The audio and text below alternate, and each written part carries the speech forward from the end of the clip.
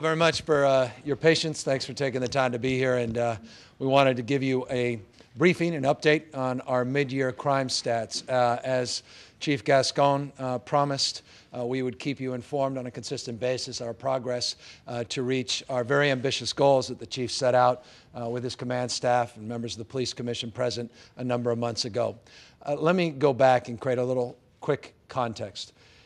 In 2008, in the middle part of the year, the city and county of San Francisco and this police department decided to shift gears towards a new approach of governance in terms of the deployment of police officers, using what now has commonly been referred to as a zone strategy, basically saturating the areas and deploying police officers based upon statistical analysis of crime. It was not as sophisticated as it is today, but the effort has paid dividends. A consequence we have seen over the course now of not just 6 months, as we'll announce today, but candidly about over the course of 20 to 24 months, a substantial decrease in crime in almost every category in this city.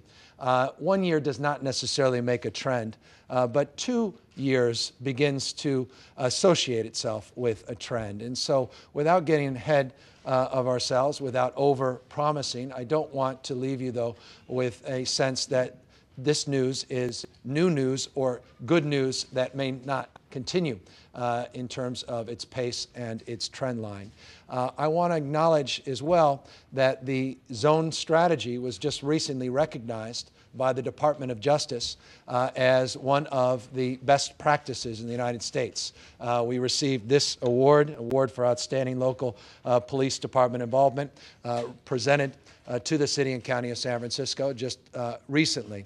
So our efforts are not only paying dividends and being recognized locally by the community, most importantly, and by leaders throughout the city and the region and state, but now across the country. Now quickly to the stats. The Chief will walk you through in specific detail. I'll say just the following. Last year we saw a 54% decline in homicides in our city. It was among the lowest homicide rates we had in over half a century. In fact, the stats get very questionable in the 40s, 50s, and 60s, but nonetheless, the homicide rates were down to their lowest level since the early 1960s. We had crime, violent crime, Part 1 crime in the city dropped 10%, double digits last year. The statistics that the Chief will give you today are based upon those historic drops last year. And I say that to make this point. They're even more significant when you consider the progress that was made last year. And with that, I'll ask Chief Gascón to give you those numbers and explain more of what his outstandingly talented team is doing and the extraordinary work that the men and women in uniform on the front lines are doing every single day to make San Francisco even safer this year than any previous year, arguably in the last 40 or 50. Chief? Thank you, Mr. Mayor. And before I start, I want to make a couple of mentions here. Number one, I want to thank many of the Community Police Advisory Board members that are here today. You are a key component of our success, working with your district captains who are also here, analyzing problems in your community and determining priorities for police enforcement. And it's a cornerstone of the community policing model that we have in San Francisco today, and it will only get better with time. But again, I want to thank you because you're an integral partner to the success story that is going to be discussed here. I also want to mention that Deputy Chief Murphy, who is here, and John, you should come up to the front, and Assistant Chief Cashman were the engineers behind this award that is being presented today. And obviously, again, it was a collaboration with many folks, including Dr. Anthony Braga from Harvard University. So this award here represents incredible hard work that John Murphy as a commander and Assistant Chief Cashman work together with the men and women of this organization to reach this.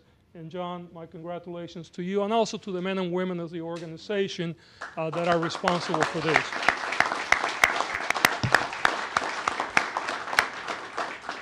What I'd like to do very briefly now is I'm going to walk you through some, basically through our vision statement. I'm not going to read it for you. You all have a packet. I'm going to highlight some of the numbers as far as the statistical update. If you recall, when I first came to the city, Mayor hired me with a clear mission, and the mission is make San Francisco the safest large city in the country. Mayor had very, very clear articulated goals to continue to reduce crime, and that was a mission. And one of the things that I told the mayor and I told the community and all of you from the very beginning is that we would come back and report on this on a regular basis. This is our report card, and I think it's important that have that full transparency. So if we can go to the first slide.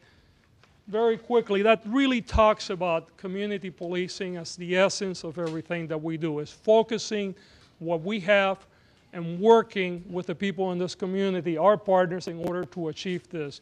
And often you hear this conversation about community policing and whether community policing is something that can be done by some simplistic solutions as mandating foot beats, which I find quite laughable at times. Community policing is about the police department and all the participants working together, the stakeholders, developing strategies, looking at the resources available, looking at where the crime, looking at where the problems are, and developing problem-solving solutions that actually reach the type of results that we see here, where we have, for instance, a national award where we were recognized for reducing crime.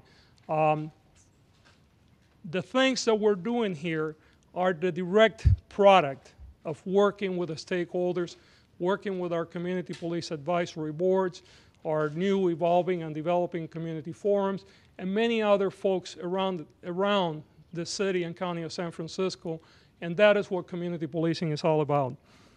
I'd like to now start talking through some of the numbers here. And if you can see by the numbers that you're looking at, what we did is we did a year-to-date comparison against 2009. And by the way, these numbers are as of June 30th.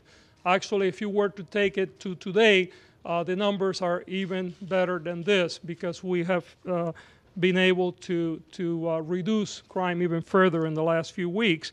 And then we wanted to get that historical perspective that the mayor talked about, that this is not a story of 6 months or a year, but it's really a story that is longer, that it starts to appear more like a trend. So we went to 2008. So if you can see there, if you look at the total Part 1 crimes, which are the serious crimes in this city, and you look at year-to-date in 2008, and you see that there were 22,529 crimes, and then you drop down to year-to-date today, 18,096 crimes. And you can see that there is a 20% reduction year-to-date when compared to 2 years ago, and a 10% reduction when compared to last year. And I often tell people that, it's hard to really conceptualize what this means until you start looking at the victimization that is attached to these numbers. And when we're looking at this, and we're looking at over 4,400 less crimes today than 2 years ago, I offer to you that equates to 4,400 families in our city and county that were not victimized this year that had been victimized 2 years ago. And to me, that has a greater significance than anything that we can talk about today, because when people get victimized, our entire community is victimized. You have families that are being victimized, neighborhoods, and this is what we're talking about. We're talking about real human beings that today are being spared the pain and the suffering that is attached to crime. And I have to tell you that it really doesn't matter whether it's your car gets stolen or whether it's a more violent crime. When something is taken from you or when you're physically hurt, your privacy, your livelihood is invaded. You walk into your home, and if your home has been burglarized and your personal effects have been ransacked and people have looked through personal stuff, I can tell you that for you and for your family, that is a very traumatic event. Obviously, when we move into the crimes of violence, even more so. But I think it's important to put this into the context of the fact that there are 4,400 less people in this community today that have been victimized when compared just a short 2 years ago. The next slide here, that's a further breakdown, and this now talks about property crime versus violent crime. And we're very fortunate that violent crime is much lower than property crime, and that is a very good thing. But we can also see there the reductions, and again, we try to show you a 2-year reduction pattern because I think it's important. And if you look across the board, total violent crime reduction, the first 6 months of this year against 2 years ago, it's a 16% reduction. 4% this year, 16% when you combine the two. And then you look at property crime and you see a 21% reduction from 2 years ago, 12% this year, and 21, and that makes it for a total of a 20% reduction in crime in a 2-year period when we take the first 6 months. And again, I want to continue to emphasize that we need to get beyond the percentages and talk about the fact that these are human beings, these are people in our community that are today spared from the pain and the suffering of crime. The next slide that we have, the mayor already talked about, but I think again, and I did, it's worthy of second mentioning. This is a national award. It's not given out freely. There are very few police departments, very few cities in the country that get this kind of awards. I think it's something that we should all feel good about because it was the collective work of many people in the community, other city departments, and the police department in order to reach that. And I think it's a point of celebration for all people in our city today.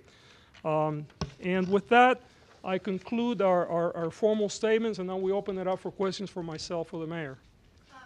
Chief, the homicide rate, according to a presentation at the Board of Supervisors, with these same statistics a couple of weeks ago, is actually up. Could you comment on that?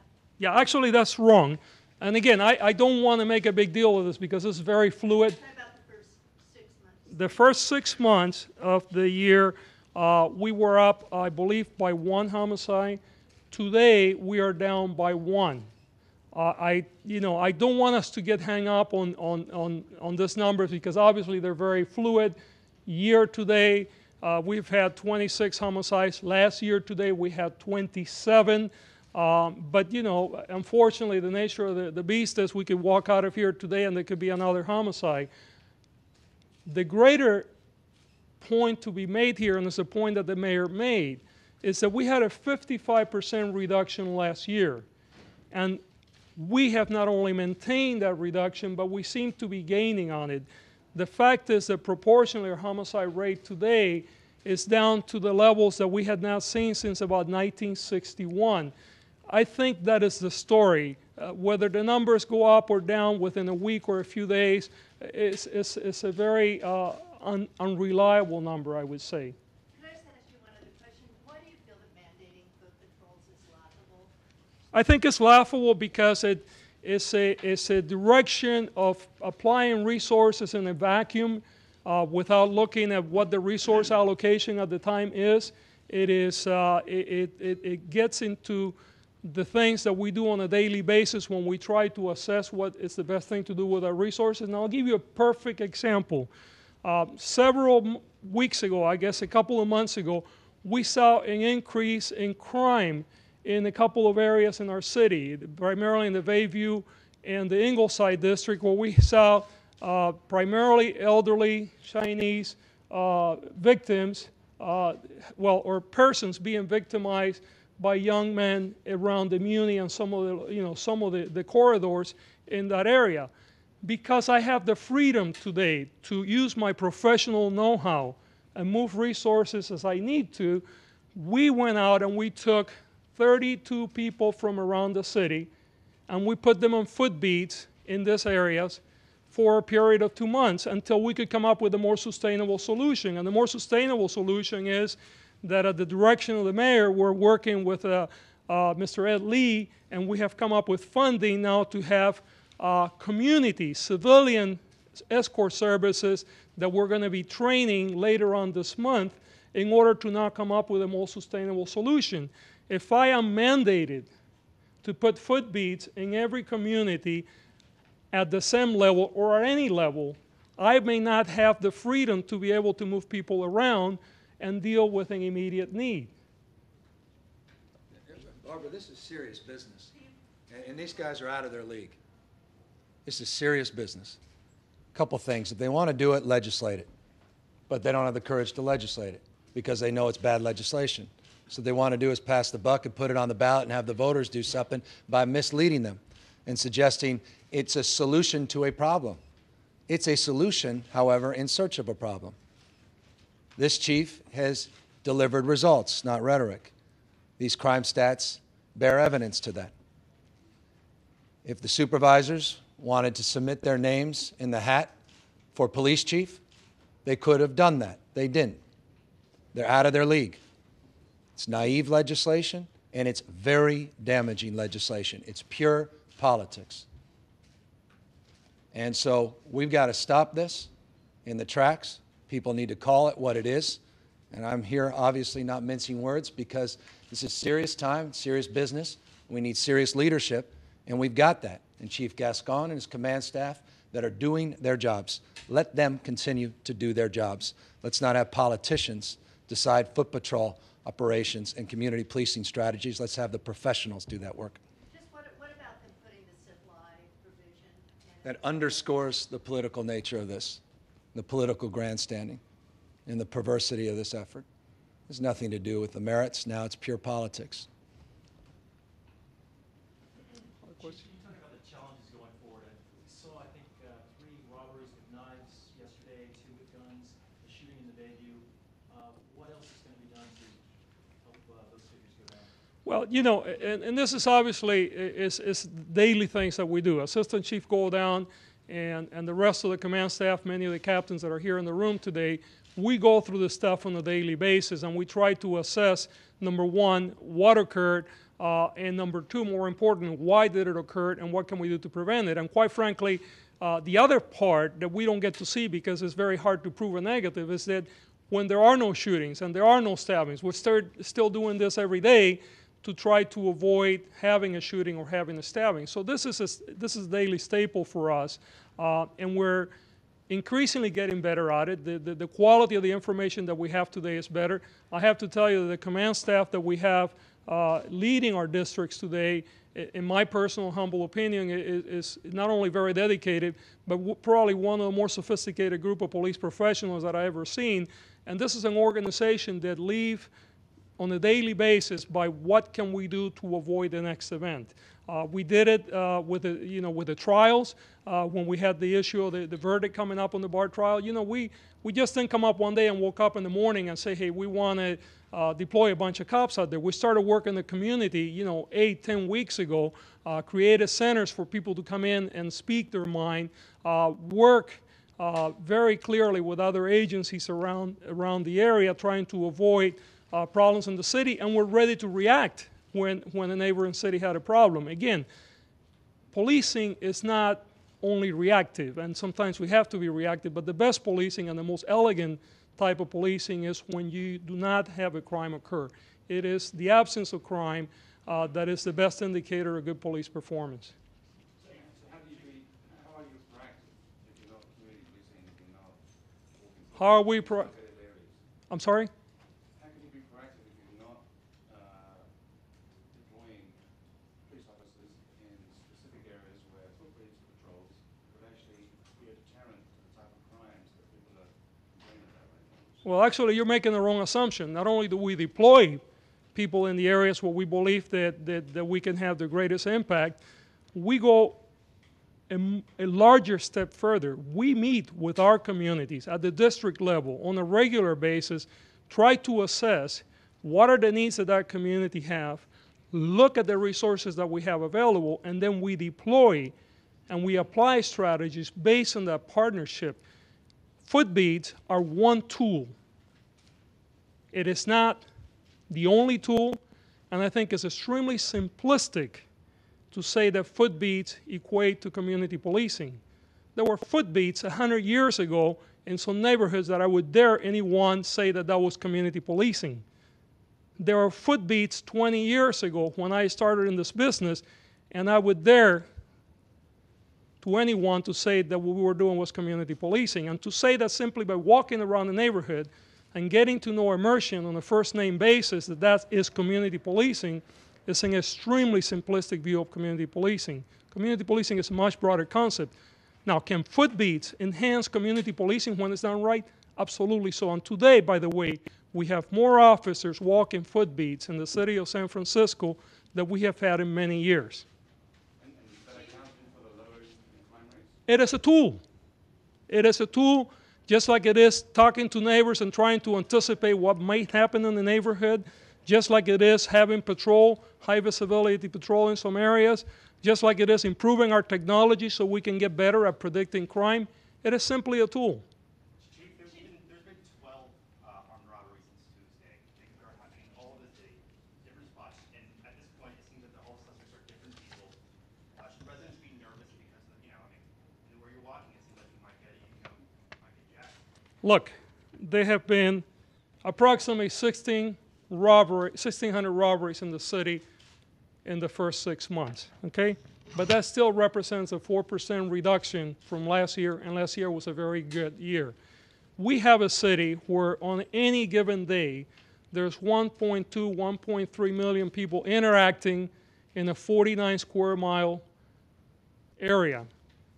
We will never eliminate all the robberies. It's unrealistic. That is not to say that we should be satisfied with our reductions. Listen, public safety is a journey, it's not a destination. And we have to continue to get better at what we do every day. Should you talk about civilian escorts? They're not police officers. How are they going to? Well, it's an area, and I'll get to you also. You're not going to be ignored.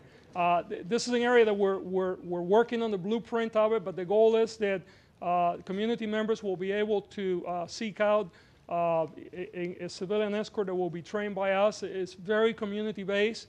We're looking to have a very diverse group of escorts that will be providing the services for people. There will be people that we will train on crime prevention strategies, how to avoid becoming a victim, and how to work with the police when they need to do so. But it's still a product that is being designed as we're speaking. Yes? Well, I mean, it hasn't been all sunshine and rainbows this past 6 months. I mean, there have been promises made to clean up some messes, with the DNA lab, with the crime lab. Yeah. When are we going to see some results there? Yeah, absolutely. Well, first of all, let me say that we completed our investigation weeks ago. We were waiting for some decisions to be made as to whether prosecutions would be taken, and what the shape of that prosecution would be. But we started reforming the crime lab from the moment that we determined that there was a problem. As soon as I became aware of this problem, we immediately brought in a new management staff to the lab. And I think it's important to underline this, by the way, because the reason why we were able to do so is because we were drawing from a larger pool within the police department. If the crime lab would have been a separate department, the crime lab would never have been able to draw upon the resources that we did very rapidly in order to address a problem. So the first thing that we did, as you all recall, is we kind of stopped the hemorrhage. We shut down the controlled substances lab because that was the problem that we first noticed, and immediately started to work agreements with other regional partners in order to get the work done. Then we started very methodically to do a management analysis, and because I wanted to make sure that it was very transparent and unbiased, I reached out to the Department of Justice and asked them to come in and give us an assessment to what was going on. They did so. They pointed out to the areas that we needed to work on. We immediately started to take corrective action, but we stopped the problem as soon as we found out at my level. The next step, and it's a step that the mayor has already allocated in his budget for the next years, to come up with the funding necessary to hire additional people in some cases, but also to be able to contract out work in those areas that we know that we're not going to be able to have capacity immediately because it's just not physically possible. My commitment, and that was one that I made from the very early stages on this, is that we will never, at least under my leadership, go back to the problems that we had before, where we had people that were terribly overworked. We had analysts that were doing 2 and 3 and 4 times what the industry standard called for. Because of the size of our facility and the number of people that we have, we recognize that that commitment will require that we start contracting out work until we develop a long-term solution. So the short-term solution has been immediate infusion of leadership and management controls into the place, contracting out some work, The long-term solution is still evolving as we identify funding sources and determine what would be the best model for the city and county.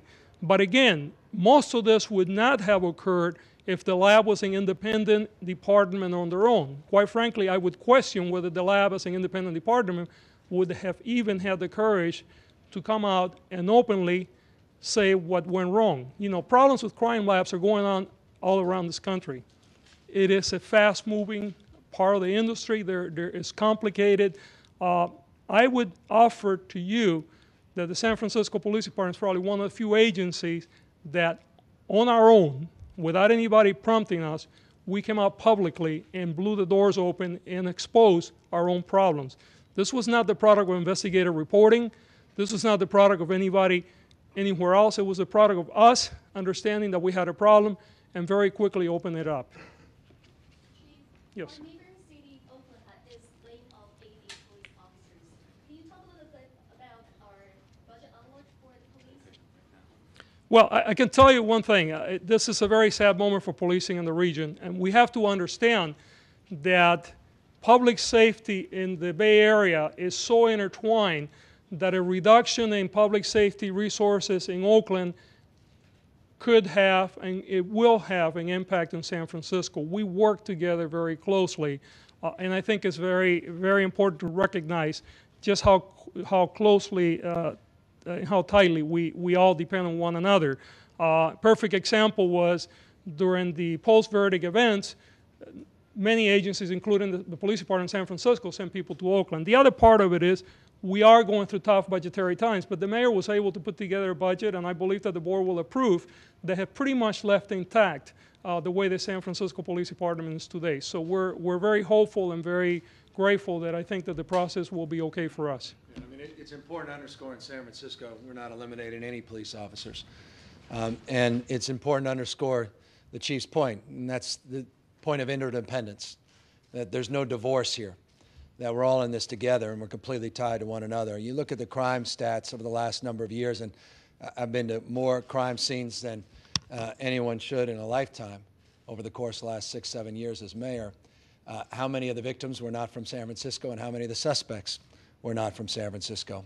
We're all in this together. So I'm hopeful that they can reconcile this in Oakland. I actually have some optimism that it can be reconciled, but it's not easy. Not easy for any of us. We're all dealing with difficult budgets and difficult constraints. Their constraints are a little different than ours.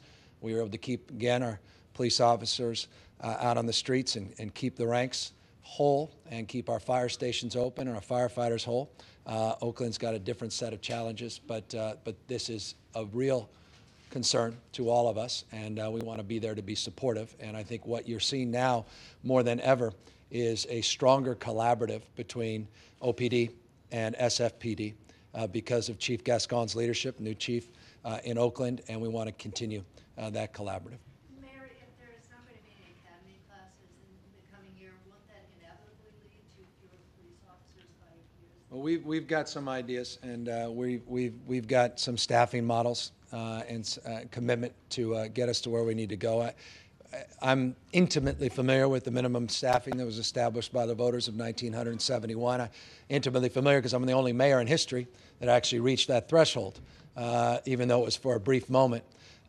We are doing our best under difficult circumstances, but I think the chief is satisfied under difficult circumstances, hardly a perfect budget this year, but satisfied that he could continue the progress that he's made and continue the work that we have done to reduce crime in the city with the current budget, and we have some medium and long-term goals. And I won't get ahead of the chief, but here's some very interesting staffing models and strategies over a 5-year horizon. And I'll tell you what's been missing in this department is looking 5 years out. We've been looking 5 days out, 5 weeks out, 5 months out. We've been in a reactive mode, and what's shifting now as we get a handle on some of these things is some medium and long-term thinking, and the chief will make public, I'm sure, in the next number of months, some of those longer-range strategies that will address that concern. Do you have a breakdown by districts, and have you seen an increase of any crime in one of those districts? You know, I don't have it. We can get it for you. I mean, we make that available every week. If you go on our website, by the way, you can see it. Again, it's a very fluid process because we post every Monday, but we can make them available for you. I just don't know it off the top of my head. Have you seen an increase in any crime in the city? Well, I mean, if you look at the numbers here, and of course this is a snapshot of the first 6 months, you see that there's a slight increase in homicides and a slight increase in rapes. But again, these are very small snapshots, so I prefer to also look longer term. You know, one of the things that we do, for instance, that is new to the San Francisco Police Department is we look at 3-year trends on a weekly basis, because we try to determine whether the last 2 years at the same time will provide a window of predictability in what may occur this coming, you know, the coming week or so. So there's a lot of things that we're doing on a regular basis. Has CompStat made it easier for you to put these numbers together? Without CompStat, we would be flying blind. It's very important. It's far from perfect, but it's getting better all the time. So just to underscore, folks, as we stand here today, numbers a little different from the 6-month numbers. Homicides are down roughly 4%. Part 1, violent crimes down roughly 11%. Last year it was down 10%. Homicides were down 54%. That's where we stand today. The numbers you have in your press package will show, again, the 6-month number that are slightly different. 10% decline in violent crime, not 11, and homicides slightly up, even though today we stand here and they're slightly down. So I just wanted to give that as context as you put together your stories, not to confuse you, but to underscore the nature of these changing numbers. Chief, how many officers are you expecting to lose this year through attrition? Well, through attrition, we're anticipating 78 officers will retire or leave the organization during this year. Chief, are you happy with the efforts to reduce violence in the clubs? You had another shooting and a death recently. No, I'm not happy any time that we have a homicide or a shooting, so I'm very unhappy. And this is something that the mayor is coming up with some solutions from his end. Obviously, from our end, we continue to work really hard to try to avoid the next shooting from occurring, but I can never be happy any time that someone gets shot. 78 officers sounds like a lot. I'm sorry? 78 officers sounds like a lot. It's a significant number, but we have some other business models that we hope that will counteract some of that, and we'll make those public as we move down the year. So we're addressing that. Those are not shocking numbers. They're typical attrition. Years past. Thank you all. Thank you.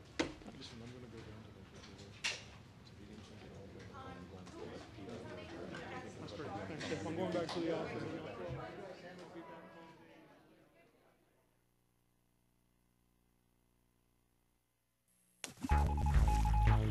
SFG TV, San Francisco Government Television.